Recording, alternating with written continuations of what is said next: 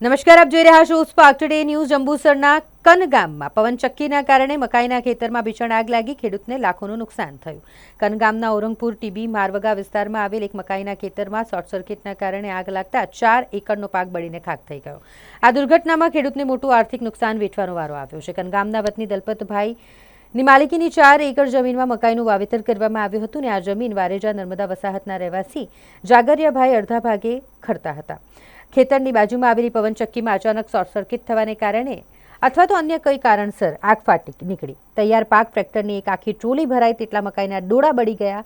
ઘાસચારો અંદાજિત 5 થી 6 હજાર મકાઈના ઘાસના પૂડા બળીને રાખ થઈ ગયા।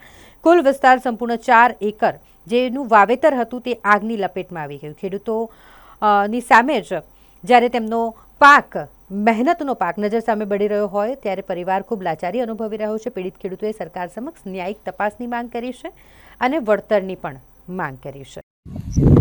મારું નામ જાગરિયાભાઈ આરસ્યાભાઈ ભીલાલા, રહેવાસી વારેજા, કનગામ પંચાયત।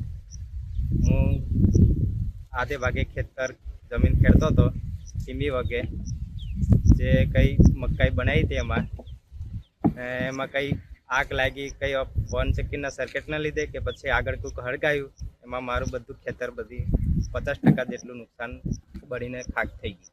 જાગરિયાભાઈ, એમાં ઘાસચારો તો એમાં કંઈ રહ્યું નથી। ટોટલી લગભગ 5-6 હજાર પૂડા નીકળે એવા હતા, બધા બળીને ખાક થઈ ગયા। ને મકાઈ હતા તે લગભગ 1 ટેલર જેટલા બળી ગયા છે, આખા જ કાઢવાના બાકી હતા ને બધું વેનવાનું બાકી હતું, બધું બળી ગયું।